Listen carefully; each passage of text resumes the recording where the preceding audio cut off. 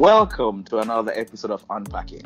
Tonight we delve into the topic of parenting, namely the role of a parent, the importance of listening and discipline, and being relatable. Before we dive in, we must say we are very thankful for your many comments, your feedback. It definitely helped us out a lot, and we do look forward to hear more from you in the future. As said before, point to note, the memo here is to agree to disagree, and all of what we say here are our opinions and not all proven facts. My fellow hosts, Alex and Josh, join me tonight in this discussion. How are we feeling about that topic, guys? Well, I mean, it's parenting. With how the kids are nowadays, I think, a lot could be done with the whole situation of how they are raised versus how we were raised, but that's another topic. Okay, no problem. What about you, Josh? Having a little one of my own, sometimes I feel absolutely clueless as to what I'm doing.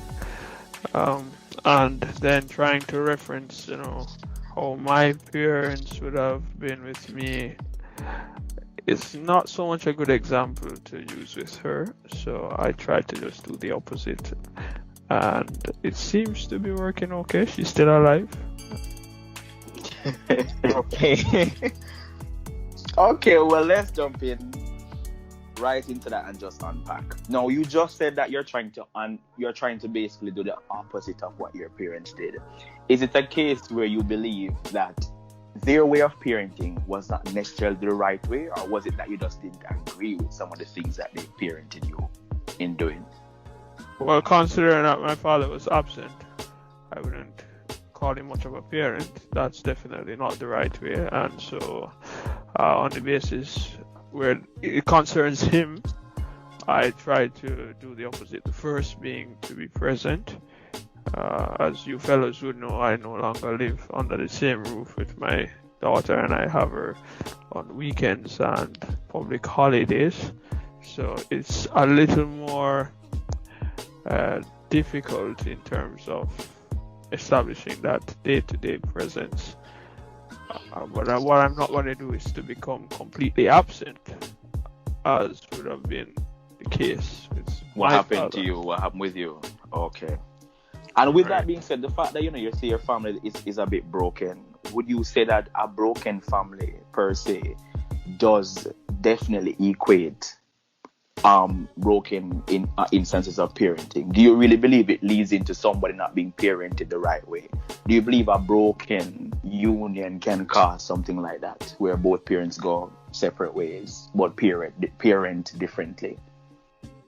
Well, I wouldn't say that it definitely equates to there being an unhealthy child or ineffective parenting. What I would say is that it's not the most ideal situation, because what you find is there are two separate worlds being created, two different households, two different ways of raising the child.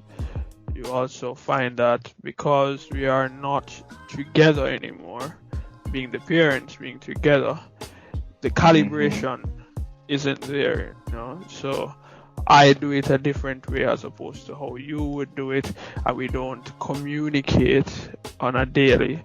We don't see each other, so we don't see each other parent.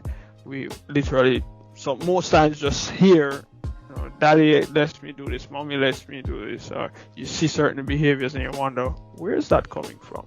You spend the weekend at your father and you come back here doing this foolishness. So that doesn't make for it being ideal, but it can work. It can work. Okay, all right. With Okay, what you but- just said, right? You said calibration. Before, I'm gonna let you speak, Alex, but I'm just asking Josh's question. You said calibration. Is it a case where you believe when it's a split household that would you say you particularly have how would I put this? Do you disagree with some of the ways that the mother may have parented the child? Do you wish to undo some of those things? Just asking your opinion on that. Well, in my case, no. But I have seen and heard of others that it's a little different, where the father has a different opinion of how his child should be raised. I would imagine that my ex may feel a way in terms of certain things that happens here, but that's for me and her to figure out and find a common ground, because Joanna is the most important human being in our life, so we have to ensure that she's taken care of.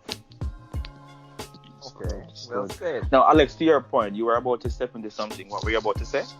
Yeah, I was going to step into it and say, well, Joshua's scenario is just one of many.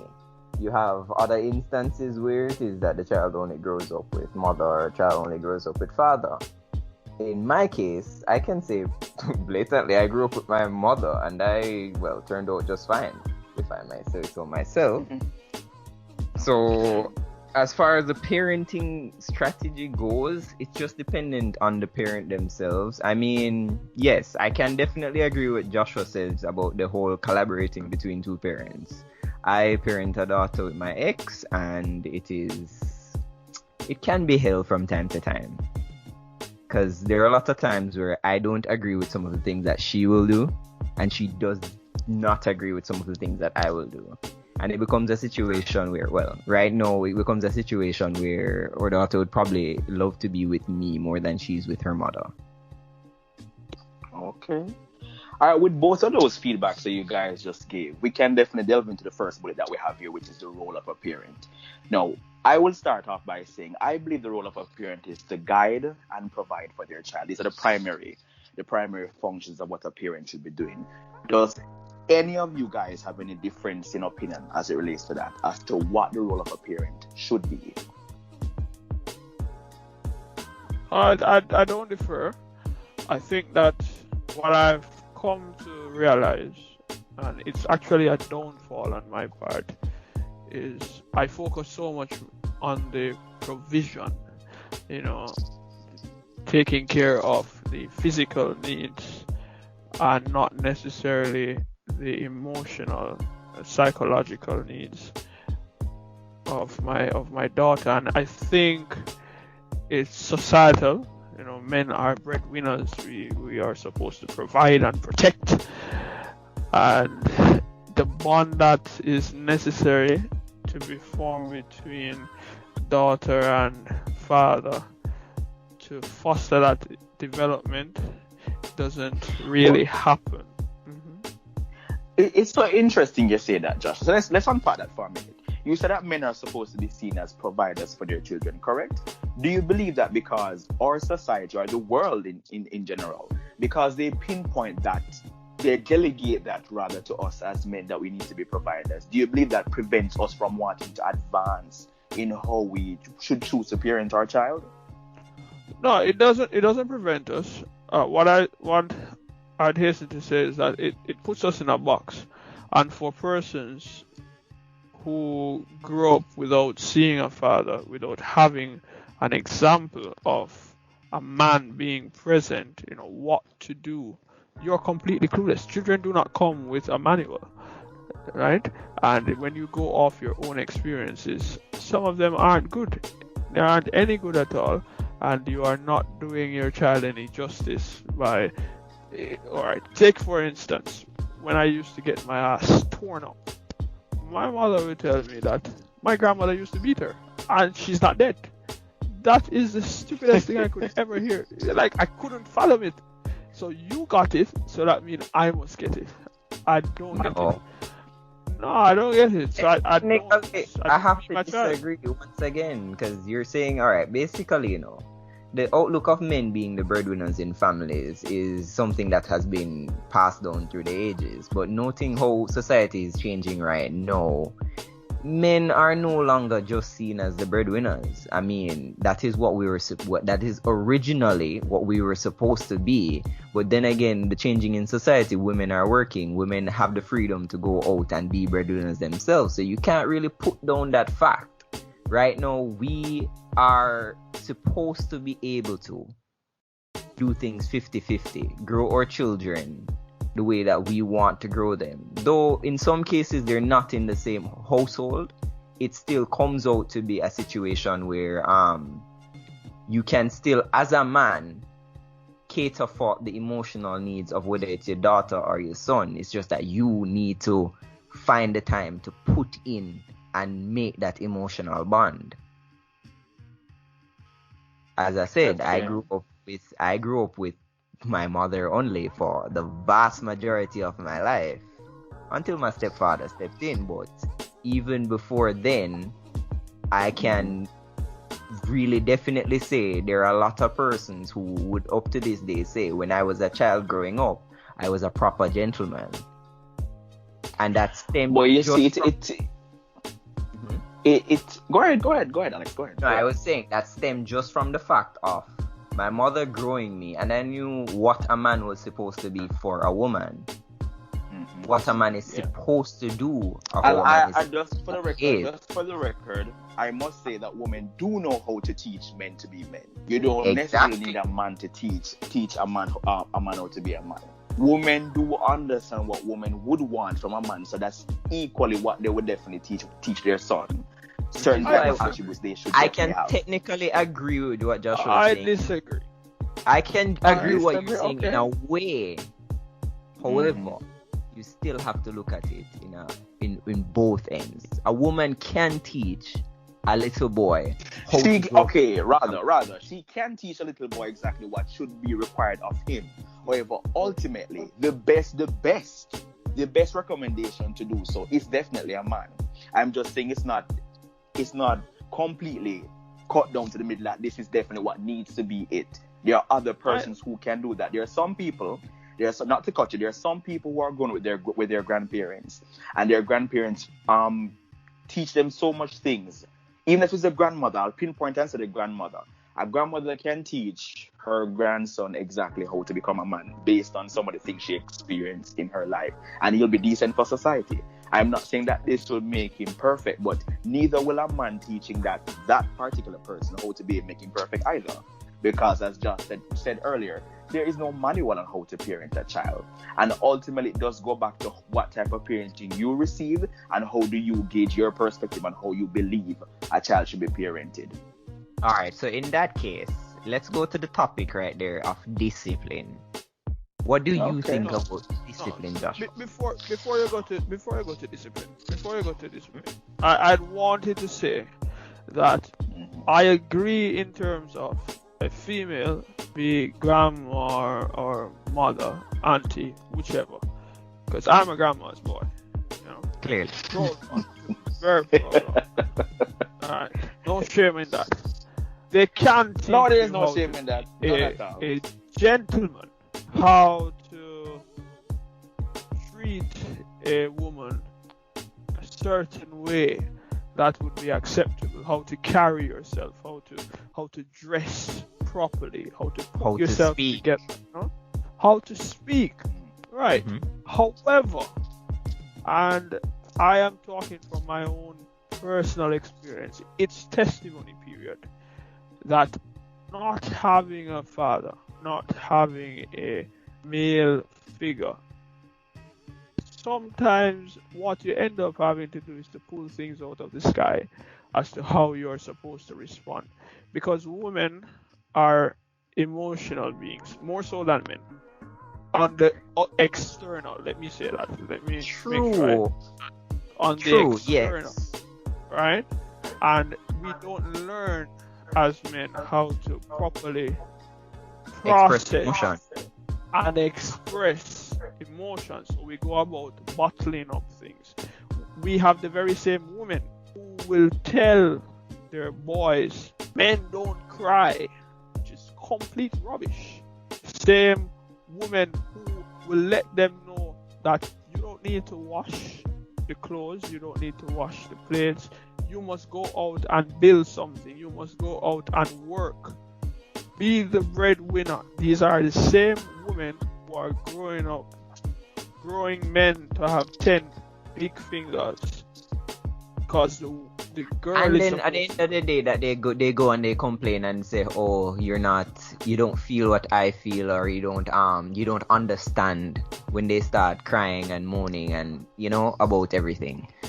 Okay, so Understandable. basically you're saying then, if so basically you guys are saying then if women are the one to parent boys in this particular instance, there will be a lot of double standards. Is that what you're saying? There will be And we some double standard, not society a lot. There will be some. In this society, especially, yes. we see it. Okay.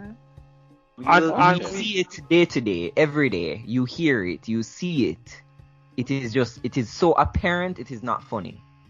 I'm a walking double So standard. How so? I why learned would you say you're in walking? my field marriage. I can be a perfect gentleman and a perfect asshole, all in one, wrapped But up that in is one. that is like the essence of a man, anyways. We're a we can be perfect gentlemen and we can be perfect assholes. That's how we are. I That's just agree with something that that's too. ingrained in our being. That's how we are supposed to be. So if somebody's complaining that you're half and half, it's not necessarily a bad thing. That just represents to the fact that you are a man. I think Well, that represents that's what balance. makes If I'm being honest, no, I think balance. rather than saying Josh that you are a walking. What did he say? What did he say? What Double word standard. did he use? Double standard. I'd rather say you're balanced. I Very believe balanced. basically you're like one coin, just perfectly half down the middle. If you're a perfect gentleman and a perfect asshole, there are some instances that would be called for certain things. For instance, when your daughter comes to you and say, hey daddy, I may want this or whatever, to be a perfect gentleman to her. But when she's doing foolishness or whatever the case might want to be, to be a perfect asshole. Both of these aspects of your personality are needed. They're actually very pertinent to good parenting. I would say so. So I wouldn't say you're a walking double standard. I wouldn't say that. I mean, Very it's ultimately pertinent. left up to what you want to see yourself, but I would definitely think it is. So back to what I was saying, bringing it to the More topic of discipline. Yeah. Yeah, you was What talking about this. what are your takes on discipline when it comes on My children? take on discipline? So Joshua said something earlier that when his mother was younger, we said she used to get beaten. She used to be hit a lot and she did not die. And she's saying, so why does that mean I have to get hit too? In all honesty, I'm going to just say this because I believe it's true. As humans, we tend to want our own way a little bit too much, selfishly so. If we are not put under proper discipline, we will not move in the right way. I believe so. I believe if I was not disciplined, a certain type of way, there's a whole heap of rubbish I'd be doing right now in my life. When you allow kids to, for instance, not too much shade, but the persons who you don't decide to discipline, like the Bible will always say, do not spoil the rod. Do not spare the rod and spoil the child. When you do something like that, you're not doing that child any favors. I can promise you. You're that. not doing anyone any Discipline your favors. child is no one, because they will go out into society and wreak havoc. Whether it is in the way they want things done to their liking, their level, right? The level of their laziness, whatever the case might want to be. I personally believe that discipline is a perfect ingredient to an upstanding citizen. Whether it is the way you get up from your bed, the way you know about chores, the way you know to handle money, discipline is definitely a good thing to go with. Whether it is I still say discipline is key, but I'm still yet to hear from Josh. What do you think? Okay. All right. So I was allowing Ryan to finish his 2 cents, so that I may chime in as it regards to the whole corporal punishment. When we utilize that Bible verse, I find it to be the justification for a lot of child abuse. Right? No. I am saying. No, let him speak. Let him speak. Let him say in peace. Right. No, I want to hear it. Right. Go ahead. I want to hear it too. Go ahead.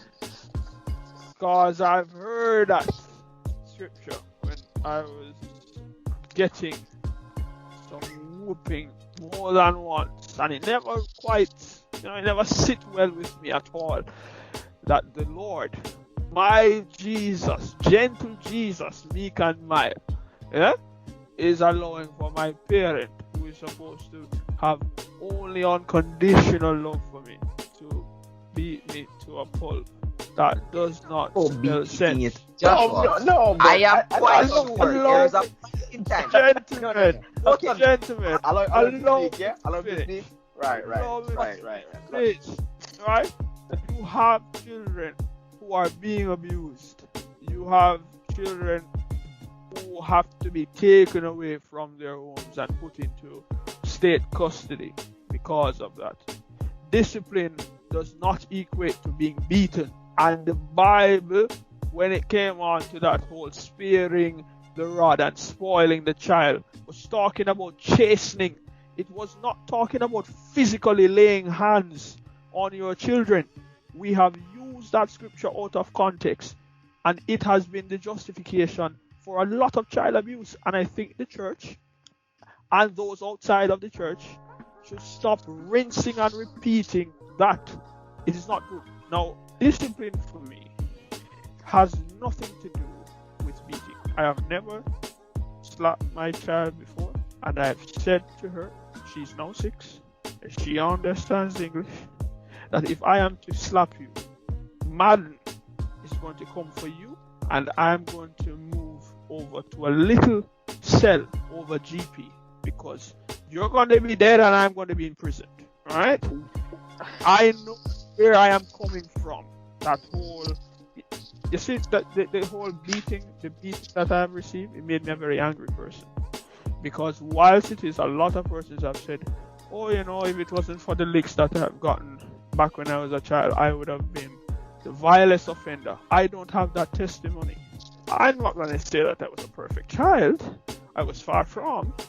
But I definitely was not the worst. And my grandmother never abused me. My grandmother never beat me. And what used to hurt the most...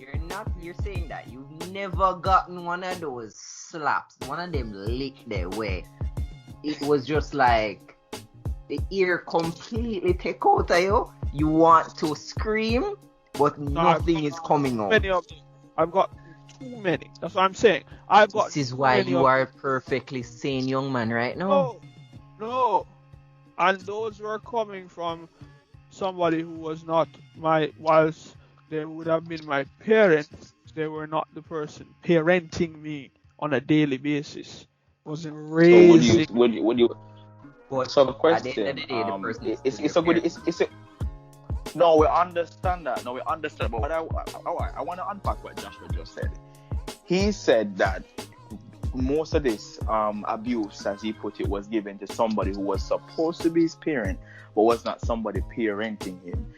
Would you believe that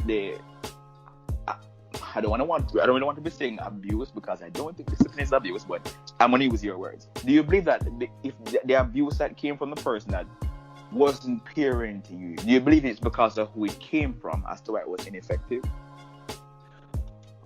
Yes, I would say so. And I think not only was it ineffective, it wasn't necessary. And here's one of the things that scarred me, and I've over time with growing up have started, letting go, having gone to counseling and things, is that I used to get beaten based off the words of other people, right? So people would come and report their stories of what I would have done, and without any confirmation, I would get an ass whooping. And that's one of the things that I have sought not to do with my child. The benefit of the doubt is something that she will always be able to get from her father. That is one thing that she can rely upon. I'm not saying that she's always going to be right, but if I discover that you lied to me, then of course you will be fully punished. Mm-hmm. That is definitely good practice, and we can't say nay to that. Absolutely. You definitely have to give your child a voice. Because if you silence them, just beating them, that is abuse. That wasn't afforded to me. Because then we can understand your point right there. In my case, I can say 99.99% of the time when somebody reported I did something, trust me, I did it. So I can definitely say I deserve some of the ass in them that I got.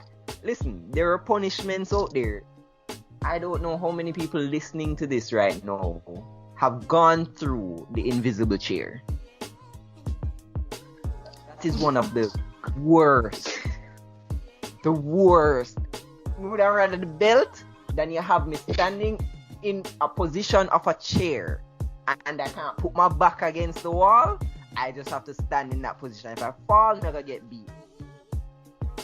I mean, to me, honestly, that kind of sound like abuse. I don't know if. I mean, I think it all comes down to who was parenting and who gave you the discipline. Like I was saying to Joshua before. That is definitely true. That is definitely true. But think then again, you have to look at it like this. You have to look at Mm-hmm. it like this. As a child is supposed to respect every and anybody who is in authority unless that person is abusing that authority. Then I can say I will give my child the right to retaliate or say something back. But you see, if that person is in the right and my child decides to go ahead and say something outlandish, won't get into it. Because I've already said, as it goes with my daughter, I don't have to beat her. I have never except once, I've never laid my hands on her. All I have to do is call her by her name, and once you hear that, whatever she's doing, it drop. And it not happening again. I can definitely say that for sure. To go back to Joshua's point, really and truly, because it's been done many places over the world. It's just that we have a very combative culture, a very hands-on type of culture, as they want to call it. Discipline is not necessarily flogging somebody or putting your hands on them. There are many ways to discipline people without even touching them at all. Like what you just said, as relates to calling her by her name, saying whatever once, and whatever the case might want to be. It is just that I believe that it is very important to do so, because we should not, under no circumstances, be allowed to have our own way all the time. And this brings me to my next topic about being relatable. You said something just now about giving your child a voice, as Josh was saying that she will always get the benefit of the doubt. What do you think some parents' stance need to be when it comes to relatability? Because we're from a culture where it's all about I said what I said and I did what I did. That's it. There's no more going back on it. As I said, you need to give your child a voice. Somebody says something that your child did. You confront your child about it and ask them what exactly happened. Let them tell you. And then if the thing about that, a child, you can definitely say a child will lie to get themselves out of trouble. Yes. That is definitely understandable. I think everyone would do that though. Yeah. Exactly.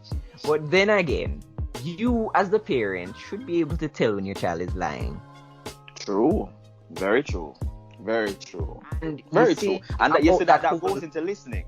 Mm-hmm. Go ahead. Exactly. I was saying, see about that whole beating thing. You see, if you're going to flog your child, not in public. Not in public. That is just. And I agree too. That is just. I agree. Disgusting.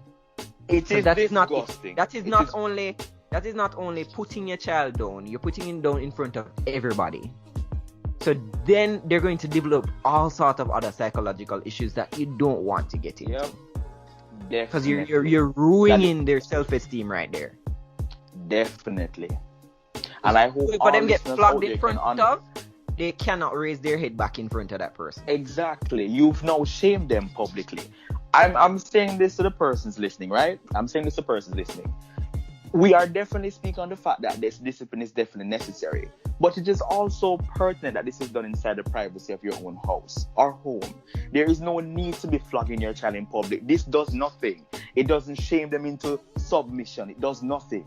It can actually be the wedge that drives you away from your parent, or from child to parent. That's that wedge that drives between the two of you guys. That can be the wedge to separate the two of you. And that should not be something you ever strive to do. As you need, like I said earlier in the podcast, I said that the role of a parent, in my opinion, is to provide and guide their child. If you're putting a wedge in between you and your child, you're already... word. I think we're missing another P word, and that is also to protect. Exactly. And if you're supposed to be protecting them, in an instance of that, shaming them into what you would want to call submission, you're not protecting your child. When you're no longer around them, you leave them to the vicious words of those people to ridicule them for something that their eyes did not need to see. There is never a reason to discipline your child in public. It's okay if you want to speak to them a bit in a tone, but there's no need to be hitting them, and no over embarrassment, no over way to get them out or to get yourself out or to show the most amount of anger. There is nothing rewarding about that. Trust and believe. There isn't. There's nothing. But to Joshua's point though, you said that your grandma was never somebody physical to, hit you or anything like that. Could you say what method she used to discipline you or to bring herself across that she was trying to do so? No, man. I have never gotten beaten from my grandmother. Don't get me wrong. She has beaten before. But when I get a beating from my grandmother, I have, like when you go to court, you have the trial, you are aware of all the evidence that has been presented, you have the right to face your accuser. Before we get to the point of having, hands laid upon me, all of that happened. So I'm of a full understanding of the verdict that is being brought, where it was coming from. So when she says guilty and I'm being duly punished, I understand why. And it's very important that children understand why they are being punished. And also to make sure that you confirm that they get it. Confirm. Because you see, one of the things, what will make them understand why it is that they should not do what they're doing now, see the folly of their ways, is to have them say it out. Hear yourself say it. Lying is not good. Stealing will let me end up in prison, because it starts with small things. This thing of just beating, no explanation, with no logic. You know what that makes? Beating without explanation or logic is that's just standard abuse right there. So right there. So yes. Unnecessary. I'm absolutely glad that Josh was able to say this, especially on this podcast. Whenever you're disciplining your child, ensure they know why they're being disciplined, because that is very, very important. Mindless hitting your child will fix nothing. You'll be wasting your time every time you go to discipline them. It is imperative you allow them to say what they're doing wrong so they understand why they're being disciplined. That is what effective parenting is. So I can definitely give it to Josh that if that's the way he raised his child, he's already doing a good job. I can definitely give that to him. Because some of us, and myself included, if I had that type of guidance from my parents when they were deciding to flog me what I was doing wrong, maybe I would have had a closer relationship with either of them. But because that was never something awarded to me. Pardon? Go ahead. I was gonna say, well, when I get my ass busted from my mother, I always know what I did wrong because she kept saying it. Well, you said there are some parents, like I said before, who would love to say. There are some parents who, like I said before, love to take up the mantle of saying, I did what I did, and I said what I said. I am the parent, and you are the child. There are some persons who live by that and breathe it. And that is ultimately the wrong way to do things. In some way, you can understand why some people take that stance. Because at the end of the day, you're separating yourself from your child. You're a parent, they're the child. You're the one in authority. You do not want to make the mistake to make your child think that you're one of their friends. And that's it's good that you mentioned that, Alex. Good you mentioned that, because that brings us back to relatability and how relatable should you be to your child. We understand there's a thin line in between being a parent and being a friend, because in all honesty, you need to be the first person that your children call. They must feel that comfortable to be able to reach out to you, because the truth be told, fear and respect are not the same thing. To have your child fear you, you may believe you're doing a good job, and there are many people within the world that believe that whenever their children fear them, that means their parenting is on point. Not necessarily, because it also ruins that relatability you can have with your child. For instance, Josh has a daughter. When she's growing up, there are certain things that will change with her body. And she would have loved, because I know for a fact that girls are very close to their fathers and boys are close to their moms. You understand? She'd be like to be able to reach out to him and tell him some of these things. But if he's already built up all of that fear, to not be able to come for her not to be able to come to him and say anything, he's failing as a parent right there. You must have some level of relatability so your children can come to you. But they should definitely understand. And you can use the notion I said before about I am the parent and you are the child. You can use it if you want to, but know how to use that with discretion. There is no need to be pushing that in your child's face, because ultimately they must understand this. They didn't bring themselves come into the world. So the reiteration of that is simply not always needed. They need to be able to have that room where they can come to you and say, you know, Dad or Mom, you know, I had a bad day at school today. And they say, okay, what happened? The teacher said something to me, or whatever the case might want to be. And the more you talk to your child like that and have that relatability, you can build a decent bond. They'll grow up in a more mentally healthy way to be able to express themselves. And I believe a lot of us growing to adults, we didn't have that type of room to express ourselves. So even now as adults, that same aspect of ourselves is not being evoked. We do not openly speak about something because we grew up not doing so. And what we're doomed to do is do that same thing with our children, because we never did that. That is true. I'm not saying. Go ahead. As it regards relatability, and this is something that has been proven, and we hear it time and time again of children, especially in Corona this season. The number of persons who, you know, are being abused sexually, not just physically, children being abused sexually, and not just females, not just the girls, but the boys as well, drastically risen. And one of the things that have been discovered, whole fact of relatability, is that whole stance of I am the parent, you are the child. Children should be seen but not heard.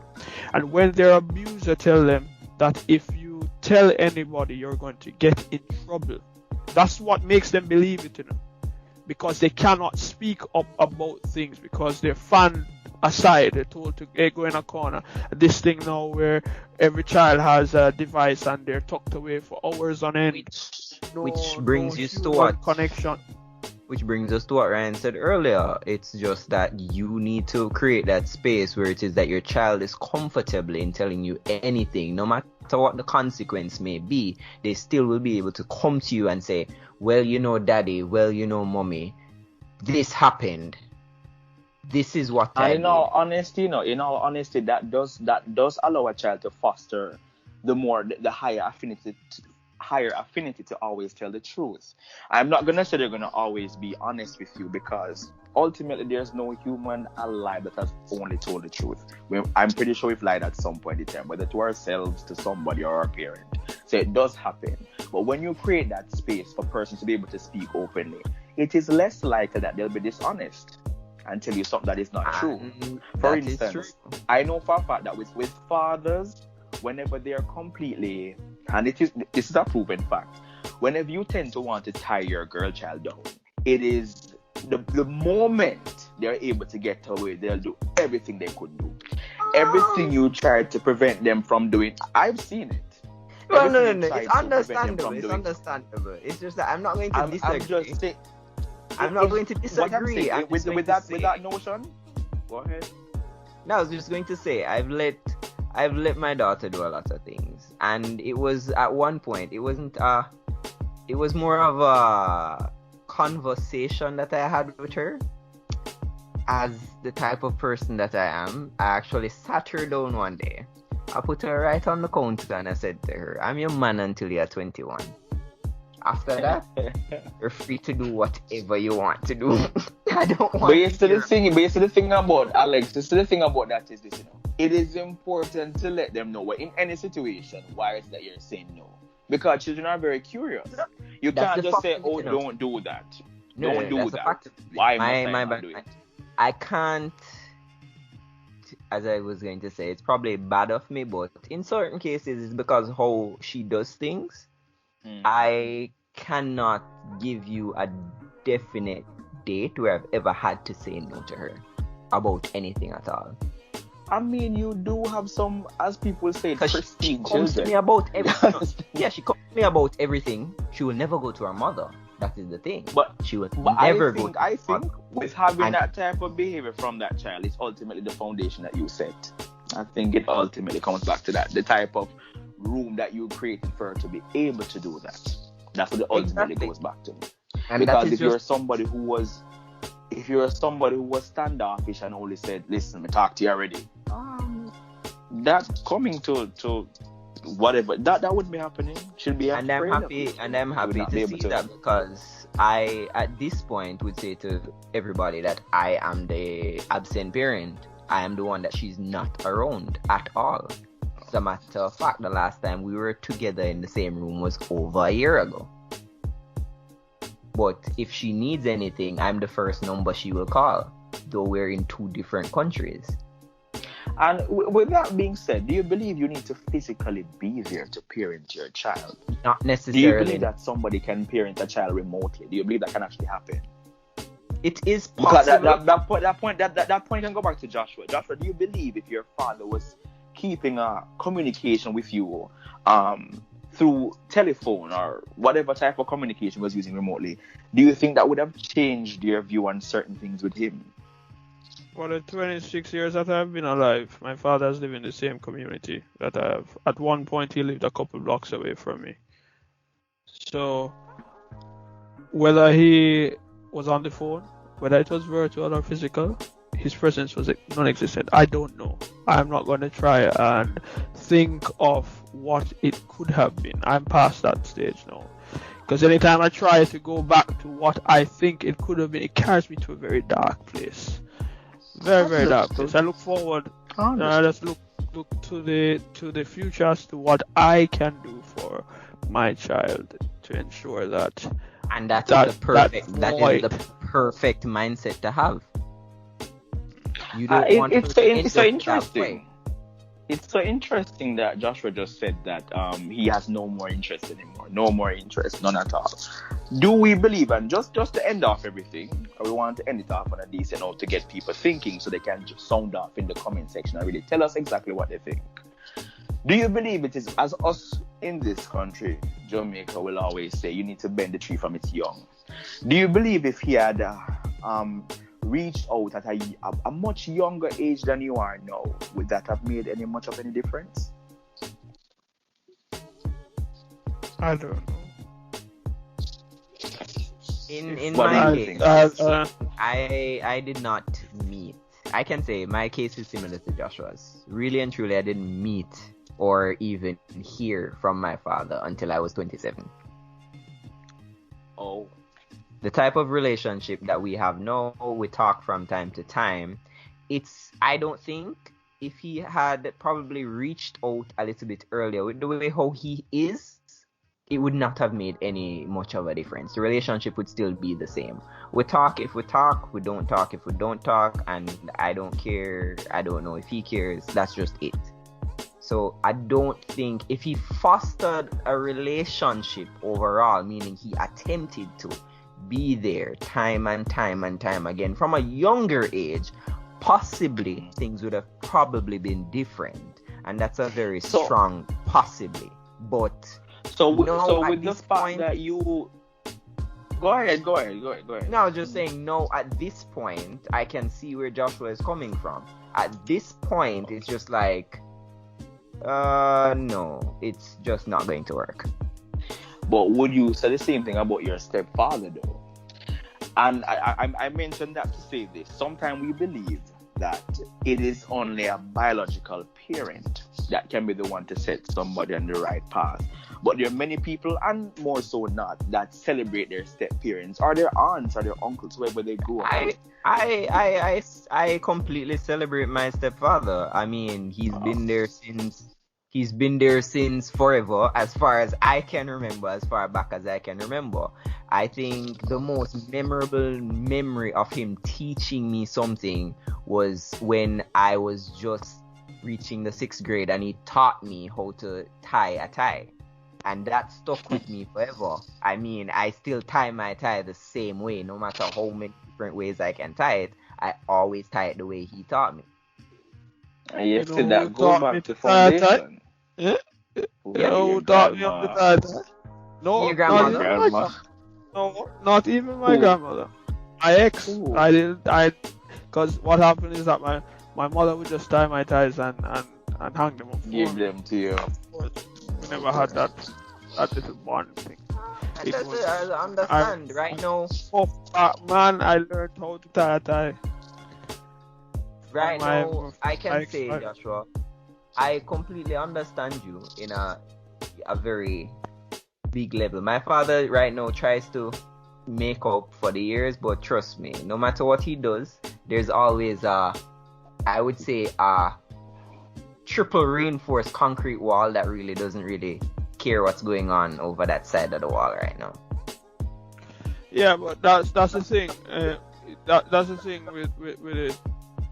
People expect, because that side of the family, because of course, you guys will know, maybe not everyone, well, certainly a lot of persons would listen, wouldn't know that I wasn't born Joshua. You know, I was born Howard Taylor, my birth name. And so many persons would ask, well, why did you change your name? You know, are you a convict? No, I'm not a convict. I'm not running from any. Understandable. Right, I changed my last name and took on my stepfather's last name as well.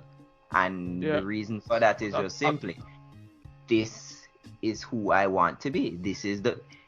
At the end of the day, it was a decision to just say, this is the man that grew me.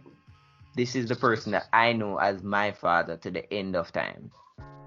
And that will never change. And it's good that you had that. It's very good that you had that. In high school is when joining cadets, you know, you shout out your stepdad, who is your dad, not even step, but just your dad, period. Kevon Alexander Stevenson. My middle name is Alexander. That's one of the reasons. He's now a major, big in government. I think that he got a recent promotion. In that time when I was a teenager, puberty coming in, the confusion, the not knowing, you know, how to identify as, what to identify as, what is a man. Very, very vital, pivotal role he played in ensuring that I never turned out as bad as I could have. And I am forever grateful having had our paths crossed at Camperdown Cadet Unit. He, if You I did not were turn out to be Joshua Poser on the corner. I'll allow you that one. I will allow you that one. Hats off to him. Great man. Hats off to He helped a stepdads lot. around the world who are picking up the slack for actual dads who aren't doing anything. Yeah.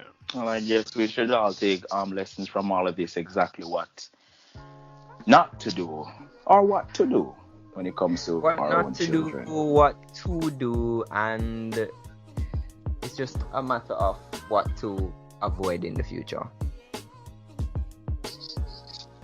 And what I can agree. be better? Because in everything that happened, there is positive that can be taken from it. It's really just perspective. I cannot say, as I'll use as justification, that I am a failed father because I never had one. That is no excuse at all. It is because I didn't have one that should impress upon me the importance of being present. Exactly. And yes, to that, ladies and gentlemen, that is what we call deciding to look at strengths in your own weaknesses. It makes you a better person. Don't use an excuse to bring yourself. Don't rather use it to form a better version of yourself. Definitely. So with that being said, I mean, there are many different avenues to parenting, which I'm pretty sure we'll pick up at some point down the road, because there's a lot more to unpack here. But of course, we don't want to drone on and on. So we're signing off here from me, Ryan, Alex, and Josh. Remember, you can always follow us on Instagram. I am the Ryan Anthony, and you're, I think, Alex is I_am_Alex_Preston. Again, that's a lot of words. And Josh, you are? Josh was _876. I remember it this time. All right, thanks for that, man. This was a very excellent session. I hope you guys definitely join us in on the comment section to sound off on whatever you thought you related to, whatever really spoke out to you, and ultimately exactly how we can improve. It is always wonderful talking with these gentlemen here. We meet every Monday night at 9 to discuss what is most riveting so we can properly unpack. From me to you and Josh and Alex in the studio, thanks for listening and enjoy the rest of your night.